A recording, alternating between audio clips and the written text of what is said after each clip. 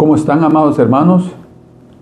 Esperamos que todos se encuentren con la bendición del Señor, con salud, con la paz en sus corazones, siendo prosperados en su alma, así como también son prosperados en todas las cosas.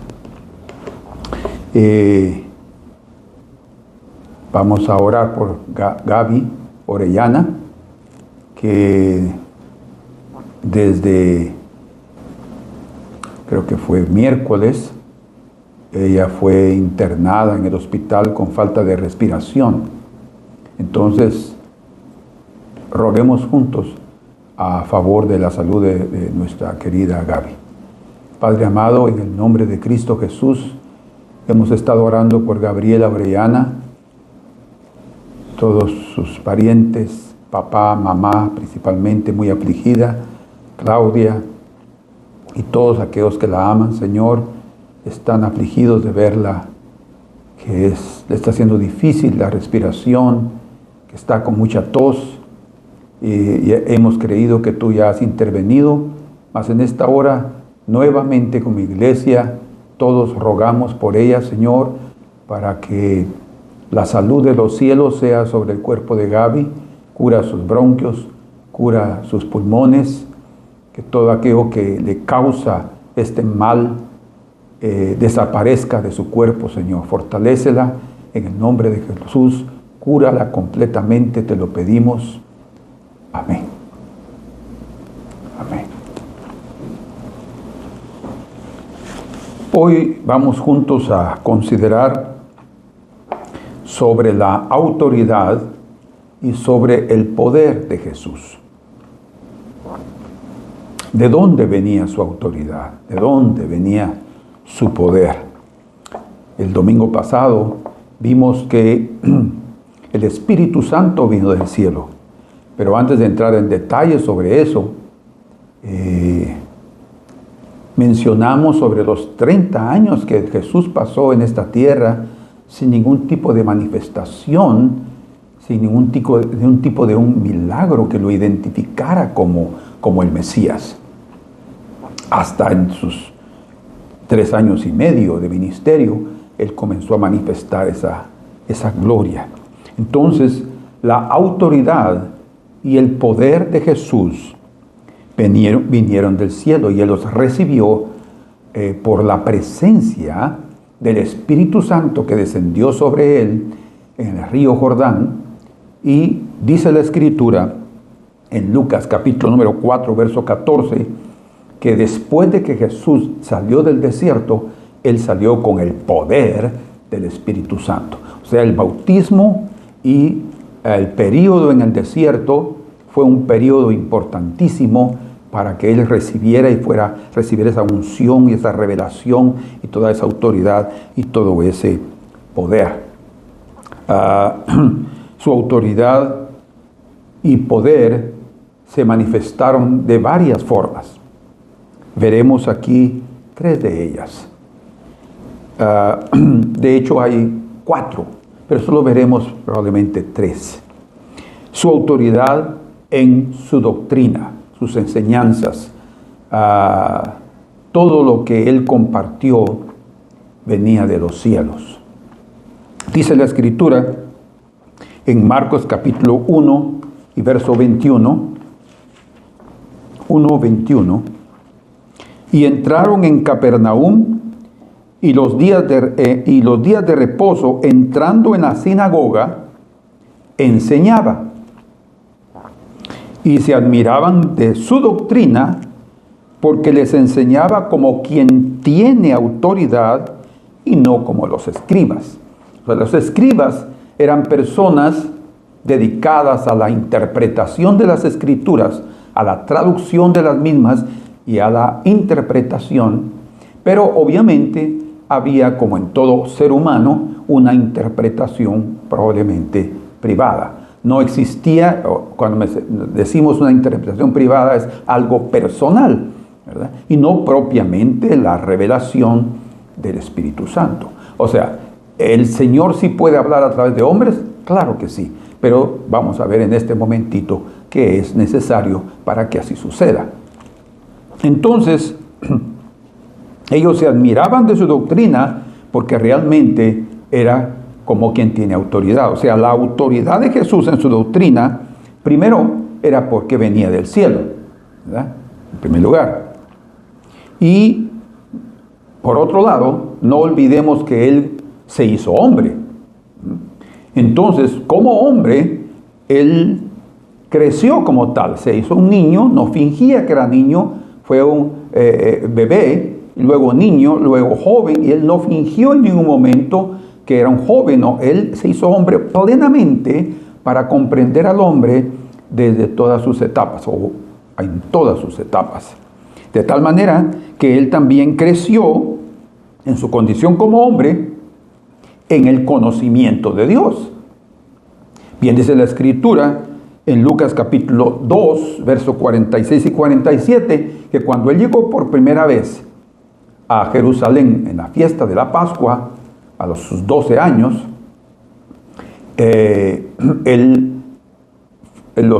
sus padres no lo encontraron porque se perdió durante 3 días. Cuando regresaron y lo encontraron, estaba en el templo y él había estado ahí sentado oyendo a los doctores de la ley y haciéndoles preguntas. Dice que todos se maravillaban de su entendimiento a los 12 años. Y luego, en ese mismo capítulo de Lucas, solo que en el verso 52, dice ahí que Jesús, bueno, el 51 dice que regresó con ellos y se sometió a ellos. Vean qué precioso, se hizo hombre plenamente sometiéndose a sus padres terrenales, pero eran sus criaturas. Eso es maravilloso de la humildad de Dios. Y luego en el 52 dice que Él creció en gracia y en estatura. O sea, Él creció en el conocimiento de Dios, en la relación y comunión con su Padre, y también físicamente Él iba creciendo. O sea, había un acompañamiento paralelo en esos dos tipos de crecimientos. Entonces, Él, además de que su doctrina venía de los cielos, Él también fue un hombre, como hombre, dedicado y honesto en el aprendizaje de los caminos de Dios. Eso es importantísimo. Van a ver por qué. Y espiritualmente, la correcta interpretación de las Escrituras era fruto de que Él era la palabra de Dios. O sea, no podemos dejar a un lado, desasociar, digámoslo de esa manera, tanto la parte divina como la parte humana, ¿verdad? En ese sentido, el Señor manifestó algo glorioso en medio de la humanidad porque era Dios hecho carne. Por eso es que Él quedó registrado en el Evangelio de Juan, capítulo 6 y verso 63, donde Él dice: las palabras que yo os he hablado son espíritu y son vida. Ningún hombre podría atreverse a decir eso si no fuera solamente el Hijo de Dios. Entonces, cuando pensamos en los hombres de Dios, los profetas del Antiguo Testamento, por ejemplo, que hablaron en el nombre del Señor, pues ellos fueron inspirados. Pero dice la Escritura en Primera de Pedro, capítulo 1 y verso 21, Primera de Pedro 1, 21,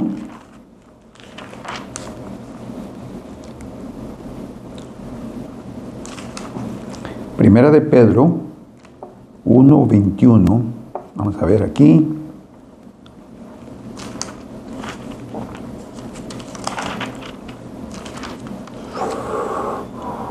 No, perdón, es Segunda de Pedro 1:21, vamos a corregir eso, disculpen. Segunda de Pedro 1:21 dice: porque nunca la profecía fue traída por voluntad humana. Eso quiere decir que la palabra de Dios no venía solo porque un hombre quería hablarla. Está claro, ¿verdad? Dice, porque nunca, o sea, está dando por hecho, está estableciendo una ley espiritual, que la profecía, o sea, la palabra de Dios, nunca fue traída por voluntad humana, sino que los santos hombres de Dios hablaron siendo inspirados por el Espíritu Santo. Bueno, entonces la profecía vino por la inspiración del Espíritu Santo, pero había algo determinante, un factor importante en la vida del ser humano: los santos hombres de Dios. Entonces, a pesar de que la inspiración, la interpretación, el correcto mensaje de las Escrituras, los correctos mensajes del Señor vienen por el Espíritu Santo, es necesario que aquellos vasos que están siendo usados sean santos hombres de Dios. Como dice la Escritura en el Salmo 93, verso 5, tus preceptos, dice, son un deleite, pero dice también ahí, la santidad conviene a tu casa. ¿Por qué? Porque ahí no solamente está la alabanza verdadera, sino también está ahí la presencia del Señor. Y Él quiere manifestarse a través de hombres santos. Bueno, tal vez podríamos pensar en este momento que Él también habló a través de personas no muy correctas. Sí, yo inmediatamente me recuerdo de Balaam. Balaam fue un profeta, pero un profeta corrupto. Él no era honesto. Además, él no era de los profetas de Israel. Era un profeta gentil. Y él fue llamado por el rey de Moab para maldecir al pueblo de Dios. Y cuando él habló, lo que habló, lo habló delante de los líderes del ejército y del pueblo de Moab, que querían oír que maldijera a Israel, no delante de Israel. Entonces, Dios lo usó a él para que quedara un testimonio de que Dios no permitiría que se hablara maldición o que se maldijera al pueblo de Dios porque era bendito. Entonces, ese testimonio no quedó en Israel, ese testimonio quedó en los líderes de Moab y en el territorio de Moab. Sin embargo, Moisés supo de lo que había sucedido. Por eso él lo dejó registrado en el libro de Números. ¿Entiende? Pero el hombre sí dijo palabras, dijo profecías, y el Espíritu de Dios venía, dice, o sea, el Señor lo tomó como tomó a la mula de Balaam, ¿verdad?, para poder hablarle y decirle lo equivocado que estaba. Entonces, en ese sentido es tomado, pero no está siendo considerada la santidad del hombre. No porque Dios no cumpla con su palabra de inspirar a hombres santos, sino que lo hizo para proteger a su pueblo y para dejar sentado un precedente en medio de los impíos. Entonces, pero la vida santa y la vida honesta de una persona, de un hombre, son determinantes. Por eso es que en Jesús eso fue, digámoslo de esta manera, extremadamente importante. Él no pecó. Él anduvo entre los hombres, comía con los publicanos y pecadores, pero él nunca pecó. Fue tentado en todas nuestras tentaciones, pruebas, pero él no falló. Entonces su vida era limpia, pura, de tal manera que él era llamado el Santo de Dios, hasta por los mismos demonios, espíritus inmundos. ¿Por qué razón? Porque la inspiración de Dios fluía tan rápidamente, tan fácilmente. Hermanos, cualquiera de nosotros como predicadores podemos reconocer eso cuando nuestra mente está cargada de muchas cosas o estamos atribulados en algunas otras cosas. Si no nos desligamos de eso, si no nos desconectamos de esas cosas, eso va a ser un estorbo en la comunión, en la comunicación, ¿verdad?, en oír plenamente, en ser realmente vasos limpios, preparados para la obra del Señor. Entonces, sí, la autoridad en su doctrina, en la doctrina de Jesús, estaba en su palabra, porque Él era también, además de la palabra viva de Dios, Él era un hombre santo. Por eso es que muchos se admiraban de su doctrina y decían, este realmente nos habla con autoridad y no como los escribas. Pero Él también tenía autoridad en sus acciones, no solamente en sus palabras, ¿verdad? Con razón leemos en el libro de los Hechos una palabra bien interesante que Lucas, el escritor de Hechos, nos lo dejó ahí en los primeros versículos. Si ustedes me quieren acompañar, dice allí,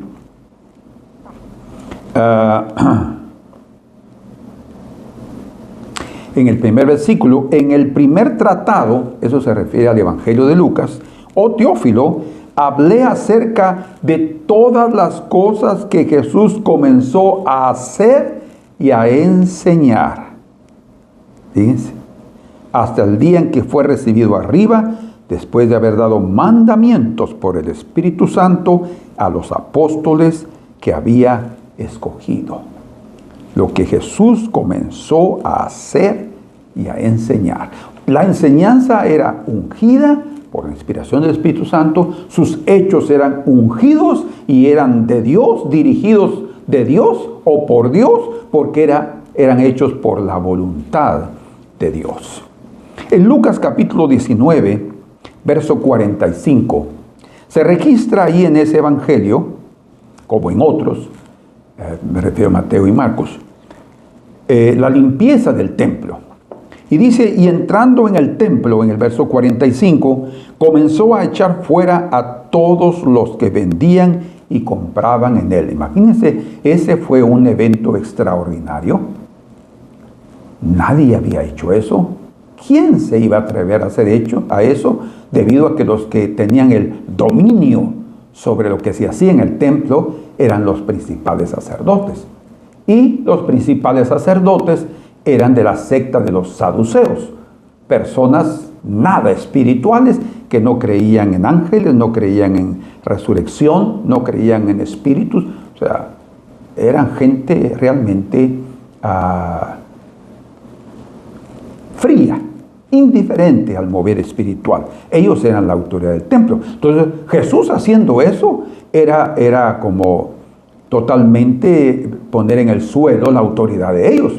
¿Verdad? Era como ponerse sobre ellos. Por eso es que ellos le dicen, escrito está, bueno, el Señor todavía está diciendo, después de que está expulsando a los que vendían y compraban, escrito está, mi casa es casa de oración, mas vosotros la habéis hecho cueva de ladrones.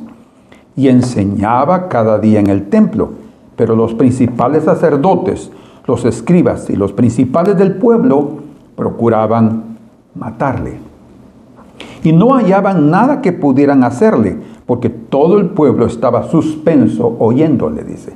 O sea, eran cautivados, en sentido positivo, por la doctrina de autoridad de Jesús y por sus hechos. Él tenía todo lo que él hacía, aunque fuera, digamos así, espectacular en ese sentido, echar fuera a la gente que vendía, era algo que parecía fuera de control, ¿verdad? ¿Cómo está haciendo eso? Y en el templo, en la casa de Dios, ¿verdad? Otra vez, cualquier hombre no lo hubiera hecho. Y si hubiera sido cualquier hombre, probablemente lo hubieran matado. Pero a él no pudieron, querían matarlo, pero no pudieron.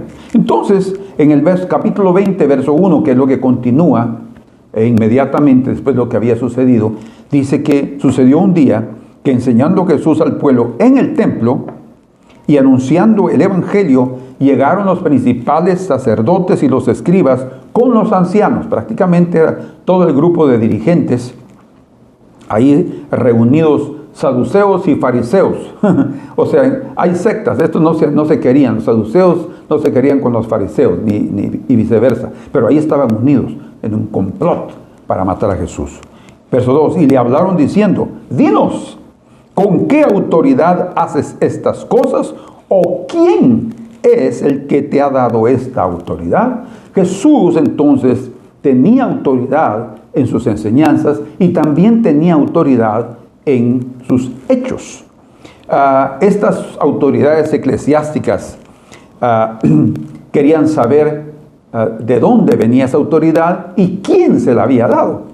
Tal vez hasta para poder saber la forma de cómo culparlo o condenarlo si él decía por ahí que era Dios. Entonces, se cree un Dios, el Hijo de Dios, teníamos que matarlo, es una blasfemia. Tampoco iban a aceptar si él se los decía abiertamente. Por eso es que encontramos de una forma bien sabia la expresión de nuestro Señor, de cómo Él la usa. Pero eran los vendedores, los compradores, todo el ritual que se había armado en el templo, no era propiamente en el templo, sino en la parte de afuera del atrio y más allá todavía, pero Él no quería que eso estuviera ahí. Entonces, Jesús, de una forma directa y de una forma indirecta, respondió que era del cielo, ¿verdad? Porque primero él ya había dicho, cuando él estaba limpiando el templo, mi casa, casa de oración será llamada. Y eso está en el Antiguo Testamento. Mi casa, casa de oración será llamada. Entonces él ya había dicho que él era el dueño de la casa. Eso ya era más que suficiente para que ellos entendieran de quién se estaba refiriendo o quién era él. Y en segundo lugar, él viene y indirectamente les pregunta, y yo antes de responder yo les hago una pregunta, dijo él. Ustedes saben la historia. Si ustedes me responden esa pregunta, yo les digo de dónde viene mi autoridad o quién me la dio. Díganme, el bautismo de Juan, ¿era del cielo o de los hombres? Y dice que ellos se quedaron sin responder, inconvenientes. Y dijeron, si decimos del cielo, nos dirá, ¿por qué no le creíste? Y si decimos que era de los hombres, el pueblo nos va a irse encima de nosotros, porque todos creían que Juan era un profeta de Dios. Entonces, no sabemos. Entonces él dijo, ni yo tampoco les diré de dónde vino mi autoridad. Pero era obvio, ellos sabían que Juan el Bautista era un hombre enviado de Dios. Y obviamente ahí estaba la forma indirecta de cómo el Señor les estaba diciendo que la autoridad en sus acciones, hasta en las acciones más grotescas desde el punto de vista humano, como era limpiar el templo con azotes. Algunos piensan que un Jesús manso no podía hacer tal cosa, pero lo hizo. En su ira santa, él limpió el templo. Pero hasta en eso, él lo hizo por la dirección del Espíritu Santo, porque era según la voluntad del Señor, del Padre. Entonces, ya vemos aquí que su autoridad estaba en su doctrina, porque él hablaba según la inspiración del Espíritu Santo. Su autoridad estaba en sus acciones, por más extremas que esas fueran, porque era guiado por la voluntad de Dios. Y tercero, ahora, su autoridad estaba también sobre el mundo espiritual. Primero comenzaremos hablando que las propias milicias angelicales, las milicias o, digamos así, las huestes espirituales del bien, de luz, los ángeles, le servían desde el principio. Jesús tenía bajo su autoridad, obviamente, a todos los ángeles del cielo, ¿verdad? En la Escritura son llamadas las milicias celestiales o multitudes de ángeles, principados, potestades. Y en el libro de Hebreos capítulo 1, verso 13, hablando de los ángeles, dice ahí que son ministros, son servidores de Dios para servir a los que serán herederos de salvación, dice en el verso 14, capítulo 1 de Hebreos. ¿Por qué dice eso? Porque los ángeles no únicamente están al servicio del Señor Jesús, al servicio de Dios, sino también para servir en los propósitos divinos en esta tierra a favor del hombre. En el día del nacimiento de Jesús, todos lo sabemos, esa gran multitud de huestes celestiales llegaron allí al nacimiento de Jesús y se manifestaron físicamente, visiblemente, porque los pastores los vieron, dice, primero un ángel y después una hueste, una multitud de ángeles, alabando a Dios, cantando, dando la grandeza al Señor, o sea, engrandeciendo al Señor, haciendo dos cosas, engrandeciendo al Señor, pero por lo que se estaba anunciando, engrandeciendo al Señor por su buena voluntad de traer paz a la tierra. La buena noticia para el hombre era que el príncipe de paz estaba naciendo en este mundo. Entonces, los ángeles estuvieron presentes. De hecho, antes de su nacimiento, el ángel Gabriel llegó a María, llegó también con Zacarías primero para anunciarle que el predecesor de Jesús, Juan el Bautista, nacería, ¿verdad? Entonces aquí vemos la intervención de los ángeles de Dios en medio de todos los planes y todos los propósitos del Señor. Todos los proyectos que Él tiene para el hombre, ahí también están los ángeles. Miren, deben de creerlo. ustedes tienen también protección de ángeles, aunque no lo perciban. Lo más importante es la presencia del Señor, pero ellos están ahí también para servirnos. Bueno es que ellos tengan buen testimonio de nosotros. Entonces, ellos llegaron ahí para anunciar, y la razón de anunciar eso y de glorificar a Dios y de dar a conocer las buenas nuevas al hombre, era porque ellos conocían quién se había hecho hombre. En el tiempo de su ayuno, dice la Escritura que él fue tentado por Satanás durante el periodo de los 40 días, pero dice también que él fue servido por los ángeles en Marcos 4:11 y en Mateo 4:11 y en Marcos 1:13 se nos dice que los ángeles servían al Señor en el periodo de sus 40 días. ¿Cómo lo sirvieron? No sabemos.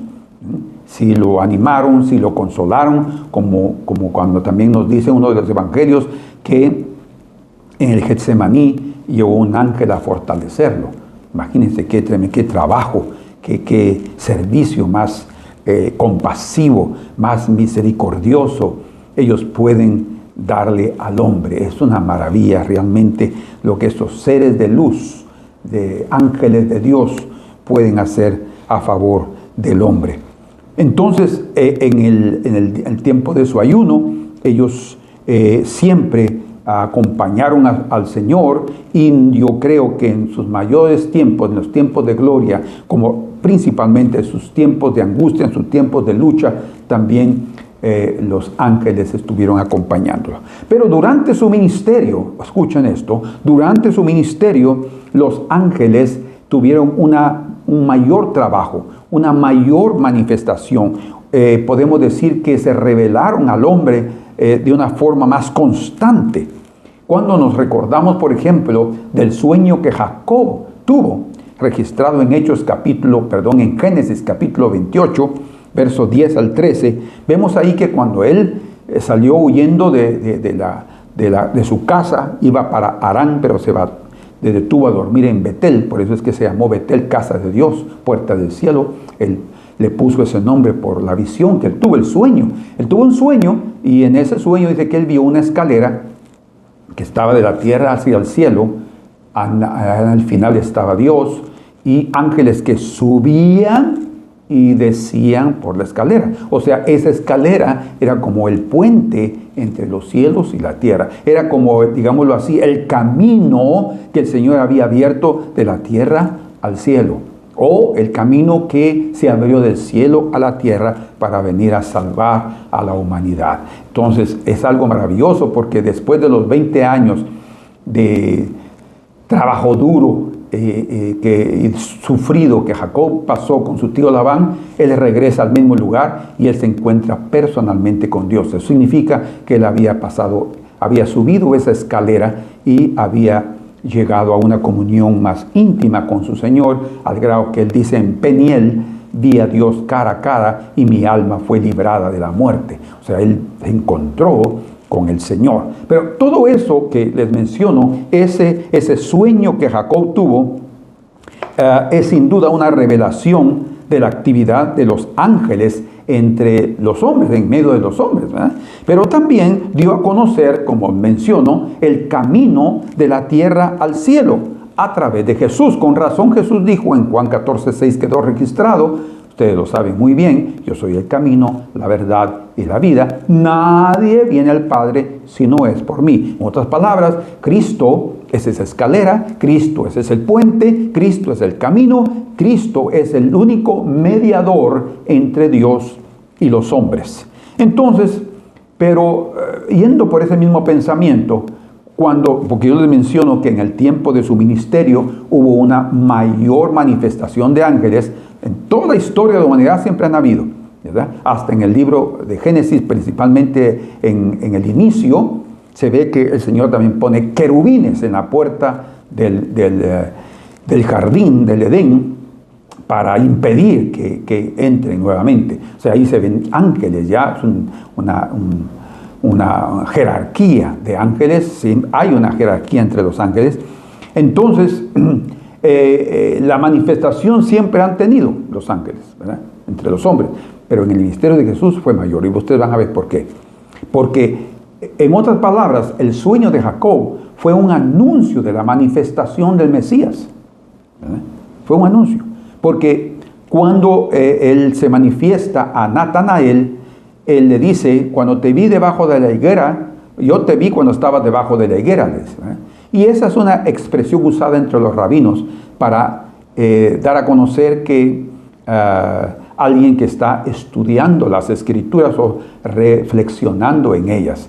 De hecho, había un rabino que le gustaba en aquella época estudiar las escrituras con sus discípulos debajo de una higuera, por la sombra que da la higuera. Entonces, esa expresión era exactamente una manera de decir: yo te vi cuando estabas meditando y reflexionando. No sabemos si Natanael estaba leyendo Génesis 28 y meditando en la experiencia que Jacob había tenido y deseando realmente tener una comunión más íntima con Dios y él poder subir por la escalera. No sabemos qué se estaba imaginando, pero cuando el Señor le dice: cuando te vi debajo de la higuera, yo te vi cuando estabas debajo de la higuera, Natanael. Entonces Natanael le dice: oh, tú eres el Hijo de Dios, tú eres el Rey de Israel. ¿verdad?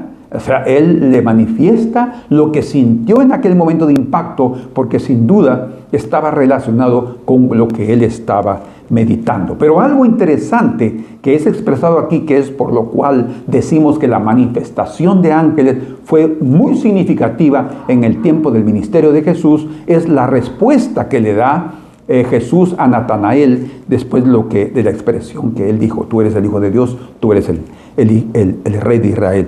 Dice en el capítulo 1, verso 51, y le dijo: de cierto os digo, de aquí adelante veréis el cielo abierto y a los ángeles de Dios que suben y descienden sobre el Hijo del Hombre.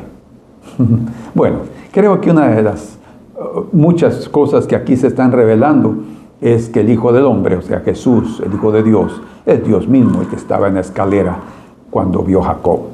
No hay diferencia.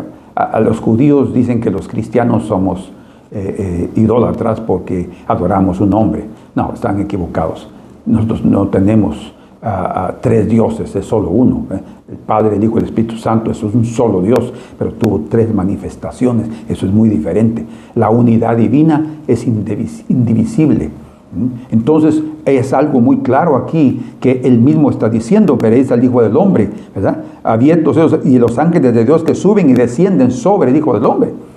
No solo en su ministerio en la tierra, él siempre ha estado en el cielo y los ángeles le han servido porque él es el que comanda a los ángeles. No es ni Gabriel, no es ni Miguel. Ellos pueden ser generales dentro de esa hueste, de esos dominios celestiales, pero ellos obedecen al comandante general. Entonces, aquí en esta frase, Jesús le prometió, no solo a Natanael, yo creo, cuando dice: de cierto os digo. No estaba hablando solo con Natanael, sino también ya que estaba Pedro y Andrés y Felipe, y ahora Natanael estaban ahí, y les dice: de cierto os digo que ustedes tendrán los cielos abiertos, ustedes van a ver cielos abiertos. En otras palabras, Dios les va a abrir los ojos para que ustedes vean la intervención de ángeles en medio de la administración del Hijo del Hombre. En cuanto yo esté aquí ministrando en la tierra, los ángeles estarán trabajando al servicio de los que serán herederos de salvación. Y tengan la seguridad, hasta el día de hoy, ese ministerio de ángeles ha continuado a favor nuestro, como ustedes no se lo imaginan. De hecho, muchos de nosotros no tenemos ni la menor idea de cómo muchas veces hemos sido guardados por la intervención de los ángeles de Dios, y muchos de nosotros hemos sido llevados a un peligro inminente por la intervención de los ángeles caídos. Por eso es que tenemos que tener cuidado en el mundo espiritual, porque nuestra vida correcta va a nos proteger, nuestra vida incorrecta puede nos poner en un grave peligro. Entonces, los ángeles tuvieron una intervención más que lo normal, es lo que queremos expresar en los días del ministerio de Jesús. Pero, por otro lado, también en la hora final, en el Getsemaní, Jesús reveló a Pedro, cuando él sacó la espada, ¿verdad? No, guarda tu espada, ¿no crees que ahora mismo el Padre me daría más de 12 legiones de ángeles? Eso es una cantidad exagerada de ángeles. Lo que está diciendo es que prácticamente están a disposición una hueste de ángeles con un comando, una palabra del Señor, como aquel centurión romano dijo: yo estoy puesto bajo autoridad y digo a este va y va. Entonces Jesús tenía toda la autoridad. Él podría haber ordenado a esos ángeles. Lo que estaba mostrando ahí es que hasta en el Getsemaní todos los ángeles del cielo estaban a la disposición de él. Ahora, él no estaba solo. Él no estaba solo en su lucha. Como muchos de nosotros podemos pensar que estamos solos. No estamos solos en la lucha. Aunque físicamente un pariente, un amigo, un hermano, el pastor no esté cerca de nosotros para apoyarnos, para animarnos, para orar por nosotros, no estamos solos. Siempre estamos acompañados, los hombres y mujeres de Dios, por aquellos ministros espirituales que son los ángeles que están al servicio de los santos. Así es que Jesús no estuvo solo en su lucha, pero lo que quiero mostrarles es que era tamaña la fuerza y la cantidad de huestes celestiales que esperaban por la orden de Cristo, pero su amor por los hombres fue mayor que su propia humillación y bienestar personal, y no permitió que lo defendiera. Porque él podría decir, porque allá Pedro estaba ahí, lo querían agarrar. No dice, ahorita yo mismo podría orar y los ángeles matarían a todos aquí, si solo fue necesario un ángel para matar 185,000 sirios. 185,000. Dios, Dios. Imagínense, esa turba que llegó ahí a prender Jesús, así hubieran sido eliminados. Y hubiera sido una manifestación tan tremenda que todos hubieran creído en Jesús. No era ese el propósito. Él sí quería que su pueblo creyera en él, pero no por cuestiones de manifestaciones, sino por un corazón rendido, un corazón necesitado, ¿verdad? Por eso es que él no les dio señales, sino la señal de Jonás, ¿verdad? Que es la señal de la muerte y de la resurrección. Entonces, ángeles estuvieron en el período del Getsemaní disponibles, pero no hicieron nada porque Jesús no se los permitió. Luego en su resurrección, ángeles estuvieron activos. En Mateo capítulo 28 leemos que un ángel estaba sentado sobre la entrada de la tumba, probablemente el que había movido la piedra para que las mujeres pudieran entrar, porque Jesús no necesitaba mover la piedra. Él podría haber atravesado, pero era necesario, porque ya era un hombre transformado, su cuerpo totalmente. Entonces, pero era necesario que estuviera abierta como testimonio de lo que había sucedido por razón de los hombres carnales. Entonces, dice también ahí que cuando llegaron María y las otras mujeres, ahí habían 2 varones de blanco y les dicen que están buscando a Jesús. No, él no está aquí, él murió, pero él está vivo, como les digo. Vayan y se va a encontrar con ustedes en Galilea. Y el mensaje de los 2 varones, ¿verdad? Y también encontramos que eso mismo sucede en su ascensión, ¿verdad? Cuando nosotros leemos en Hechos capítulo 1 verso 11 que los discípulos están mirando para el cielo cuando Jesús está subiendo y los está bendiciendo. Esos 2 varones les dice, ¿qué miráis para arriba, varones galileos? Este mismo Jesús. Eran 2 hombres con vestiduras blancas y resplandecientes, dice. ¿Por qué? Porque la imagen de ellos es semejante a un hombre. Entonces dice, este mismo Jesús que ha sido llevado arriba es el mismo que descenderá de arriba. Irá al cielo, descenderá del cielo, ¿verdad? Entonces, en su ascensión y también en su segunda venida, dice que le enviará a sus ángeles para recoger de todas partes a sus escogidos. Entonces, ustedes pueden ver ahí el dominio de los ángeles, cómo es que el Señor tiene un dominio total en su palabra, en su autoridad, en su palabra, dominio total en los hechos que Él ejecuta, milagros, maravillas, prodigios, sanidades, todo.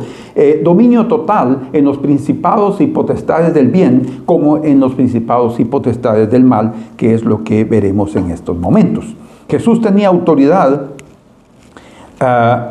sobre ellos porque Él es el Rey de Reyes y Él es el Señor de señores. Dice la Escritura en Romanos 14:11, que todo se inclinará delante de mí, dice ahí. Vamos a ver eso, 14:11 porque está escrito, vivo yo, dice el Señor, que ante mí se doblará toda rodilla, es semejante a lo que vamos a leer, y toda lengua confesará a Dios. Interesante, ¿verdad? Y eso está obviamente en las Escrituras sagradas, en Isaías 45:23, y en otro pasaje conocido por nosotros que está en Filipenses capítulo número 2 y verso número 9, hablando de Jesús, dice ahí, por lo cual Dios también le exaltó hasta lo sumo, hasta lo más alto, y le dio un nombre que es sobre todo nombre, para que en el nombre de Jesús se doble toda rodilla de los que están en el cielo, en la tierra y debajo de la tierra, y toda lengua confiese que Jesucristo es el Señor, para gloria de Dios Padre. Su autoridad está ahora prácticamente proclamada aquí en estos versos sobre todos los seres creados, visibles e invisibles. Pero cuando volvemos a la primera referencia que vimos juntos en Marcos capítulo 1, en el verso 21 y 22, sobre cómo Él estaba hablando con autoridad su palabra en la sinagoga de Cafarnaúm, es muy interesante que en esa sinagoga había un hombre endemoniado. Imagínense ustedes, un hombre endemoniado. Leamos ahí, Marcos capítulo 1, verso 23. Pero había en la sinagoga de ellos un hombre con espíritu inmundo, demonio, espíritu inmundo, que dio voces, gritó, diciendo, ¡ah! ¿Qué tienes con nosotros, Jesús Nazareno? ¿Has venido para destruirnos? Sé quién eres, el Santo de Dios. Pero Jesús le reprendió diciendo, cállate y sal de él. Y el espíritu inmundo, sacudiéndole con violencia y clamando a gran voz, gritando, salió de él. Y todos se asombraron, obviamente, de tal manera que discutían entre sí diciendo, ¿qué es esto? No porque ellos no estuvieran acostumbrados a los exorcismos. Muchos demonios, según los escritores del Antiguo Testamento y los tiempos de Jesús, muchos demonios habían en Israel en los días de Jesús. Y realmente podemos leer cuántos demonios Él expulsó. ¿Por qué tantos demonios ahí? Su pueblo vivía en apostasía. Fue en un tiempo de apostasía que llegó Jesús a Israel. No estaban viviendo una época maravillosa. De hecho, Él no viene a salvar a los sanos, sino a los pecadores al arrepentimiento. ¿Qué nueva doctrina es esta? Dice, que con autoridad manda aún a los espíritus inmundos y le obedecen. O sea, primero ellos vieron la autoridad de Dios, de Jesús en la doctrina, en su palabra, en las enseñanzas, como la autoridad de Él expulsando demonios con una palabra. Cállate, sal de él. No había más discusión. Hoy en día hay tanta gente, tantos ministros que quieren alardear de su poder del Espíritu Santo, o su poder de echar fuera demonios, o de su santidad, o de su unción, que pasan conversando con el demonio, preguntándole cómo se llama, preguntando de dónde vino, cómo vino, y entra imagínense si un demonio es un espíritu de inmundo, nunca hablará la verdad, siempre va a mentir. Eso es absurdo, es absurdo. En fin, pero la gente que fue enseñada en eso, así aprende. En la época de Jesús habían muchos exorcistas. Es como el Señor les dijo a los fariseos, y si vuestros hijos echan fuera demonios en nombre de Belcebú, si yo echo a los demonios en nombre de Belcebú, ¿por quién los echarán sus hijos? Así es que ellos serán vuestros jueces, les dice, ¿verdad? Porque lo estaban culpando a él que por el príncipe de los demonios echaba fuera a los demonios. Entonces un reino no puede, si está dividido un reino, será destruido. No, ellos se apoyan entre sí, les estaba diciendo en otras palabras.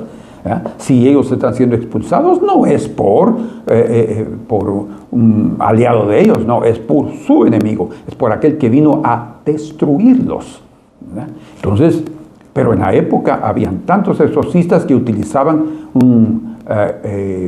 ¿cómo se llama? Fórmulas mágicas, fórmulas extravagantes, usaban misticismo, usaban hierbas, usaban cosas que traían desde tiempos antiguos, supersticiones, que creían que con eso podían conquistar a los demonios.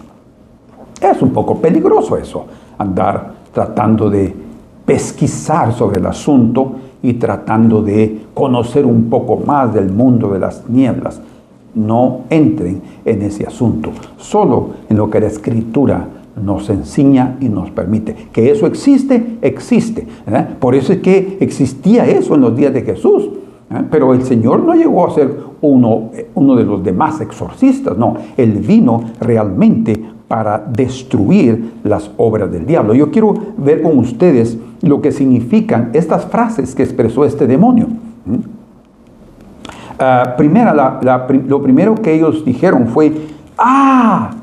Pero esa expresión, ¡ah!, no es simplemente, ¡ajá! No. Y lo que están expresando ahí es prácticamente horror o terror de lo que ellos estaban sintiendo, porque si ellos en ese momento estaban dominando la vida de este hombre, delante de ellos estaba el que dominaba la vida de ellos. Cuando ellos lo vieron, ¡ah!, se sintieron con miedo. Ahora es increíble que ese hombre o llegó la primera vez ahí a Capernaum, a la sinagoga de Capernaum ese día, o ya frecuentaba ese lugar, pero no había ningún santo ahí que tuviera la unción para que se revelara el demonio, y el demonio estaba libremente moviéndose allí en la sinagoga, como podría suceder en algunas iglesias, donde los demonios pueden moverse libremente porque las gentes andan y viven como quieran, ¿verdad? Y no encuentran la unción del Señor en aquel lugar. Allí, cuando Jesús llegó a Capernaum y comenzó a enseñar, el hombre se manifestó, ¿verdad?, solo con su enseñanza, porque Jesús ya lo había visto. No hay duda. Desde que lo vio, dijo, este hombre está poseído del demonio. Y entonces él comenzó a gritar. Entonces lo primero que hizo fue manifestar horror, miedo, terror de sentirse delante del Todopoderoso. Y prácticamente reveló también, cuando dice que tienes con nosotros, Jesús Nazareno, que el dominio estaba solo en aquel que tenía la santidad, la autoridad y el poder, que era Jesús. Segundo, también él reveló que no era uno solo, que no era un único demonio, sino habló en nombre de todos los demonios que buscaban poseer cuerpos humanos, que buscan poseer cuerpos humanos. O sea, está diciendo allí, ¿qué tienes con nosotros? O sea, otra vez explicándolo.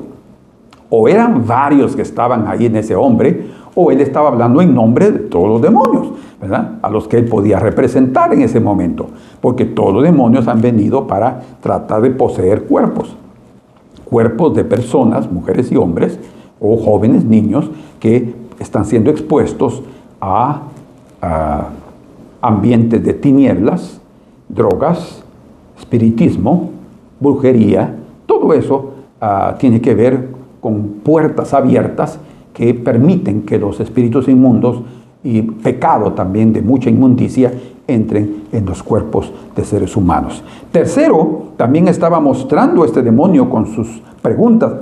¿Qué tienes con nosotros, Jesús Nazareno? Y has venido para destruirnos. Esa pregunta también revela que,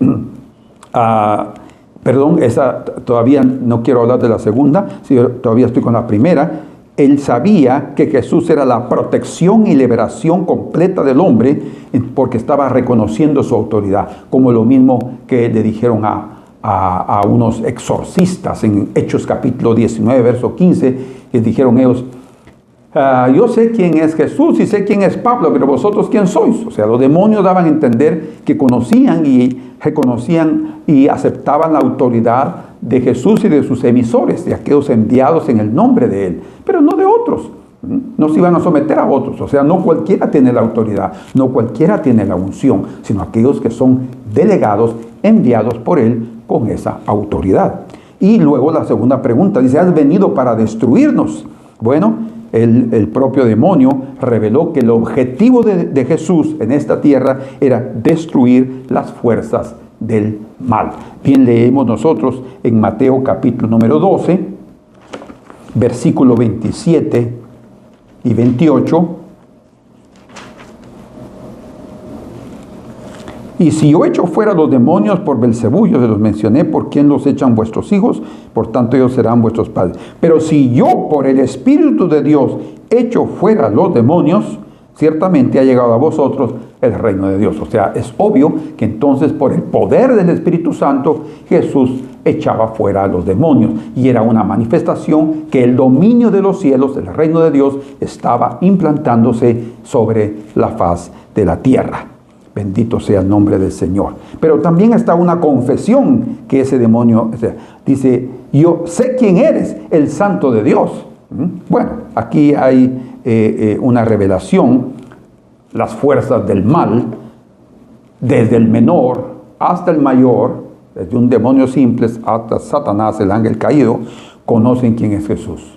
Saben que Él es el Santo de Dios. Saben que Él es el escogido de Dios para destruir todas las obras del diablo. Él ha venido para libertar a los oprimidos del diablo en esta tierra. Bien dice ahí en Lucas capítulo 4, verso número 18,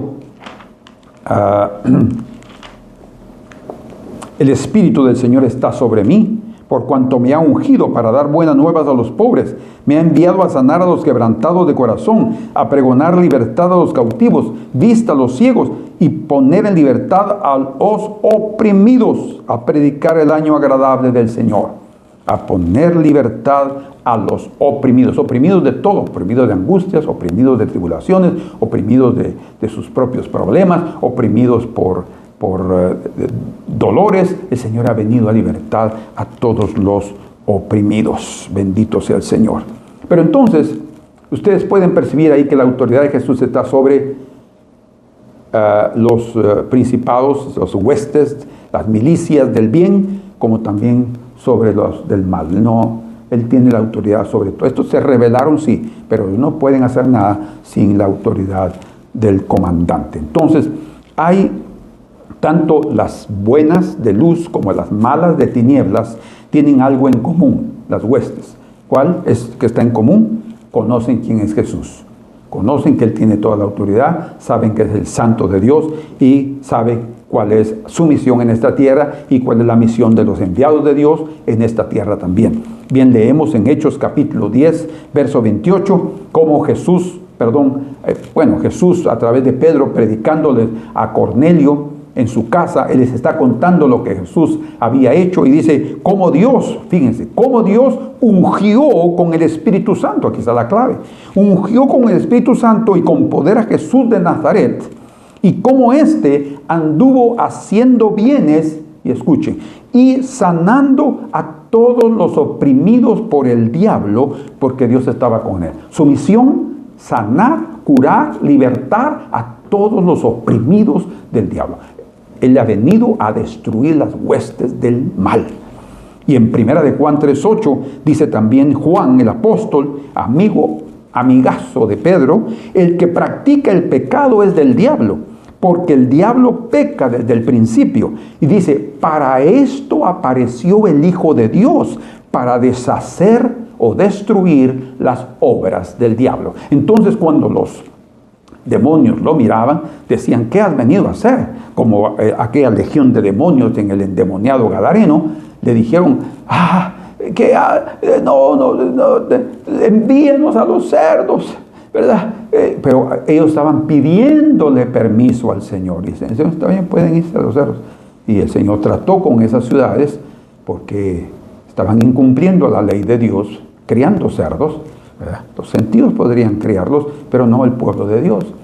Entonces ellos se fueron y como 2,000 cerdos dice que se despeñaron y murieron todos. Pero era una legión de ángeles que tenía este hombre.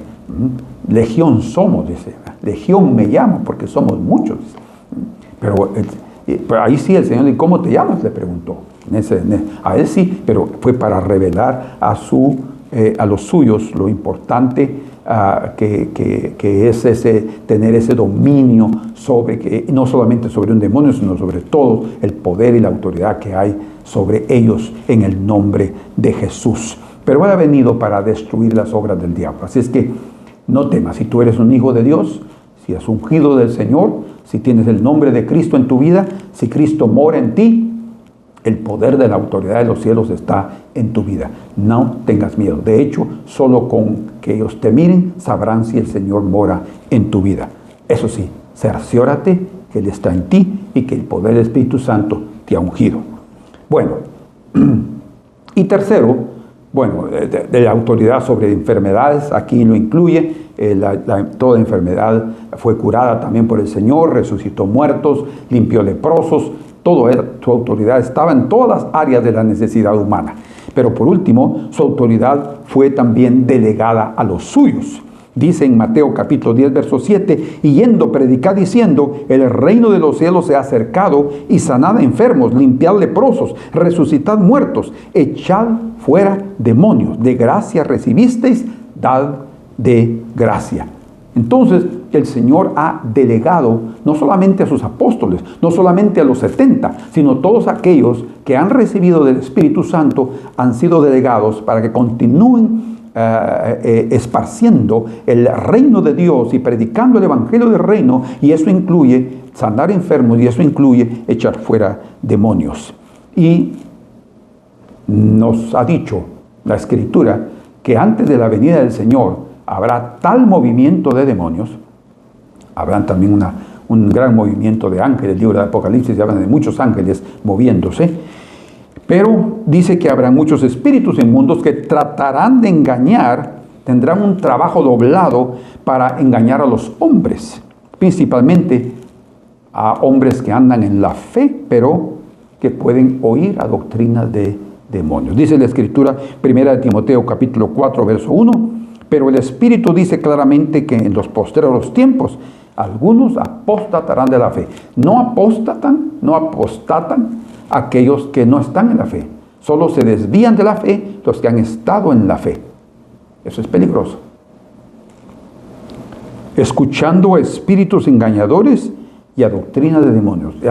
¿Cómo va a venir? A través de que los demonios también estén dentro de maestros corruptos, perversos, carnales, enseñando doctrinas que no vienen de los cielos, que no tienen la unción del Señor, que no tienen la inspiración del Espíritu Santo, sino que parecen impresionantes, atractivas, son mentirosas. Dice, por la hipocresía de mentirosos, o sea, espíritus inmundos a través de hombres mentirosos que teniendo cauterizada la conciencia, ya no tienen ninguna sensibilidad, prohibirán casarse, mandarán abstenerse de alimentos que Dios crió para que con acción de gracias participasen de ellos los creyentes y los que han conocido la verdad. Entonces, queridos hermanos amados, la única autoridad, el único Señor de señores y Rey de reyes es nuestro Señor Jesucristo, el Hijo de Dios. Solo Él es digno de ser obedecido, solo es digno de que a Él nos rindamos, pero a los espíritus inmundos, Señor nos manda que los echemos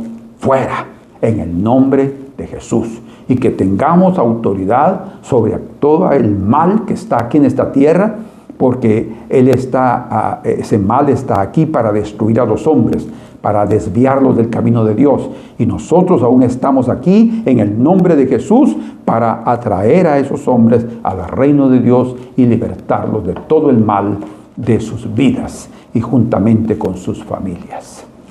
Padre amado, que la autoridad de Cristo, que el poder de nuestro Cristo sea sobre cada uno de nosotros para sermos usados como miembros del cuerpo santo y puro de Jesús, con la inspiración y el bautismo del Espíritu Santo sobre nuestras vidas, para que tú continúes con tu ministerio en esta tierra, Señor, libertando a todos los oprimidos del diablo, porque tú has venido para destruir las obras de Satanás.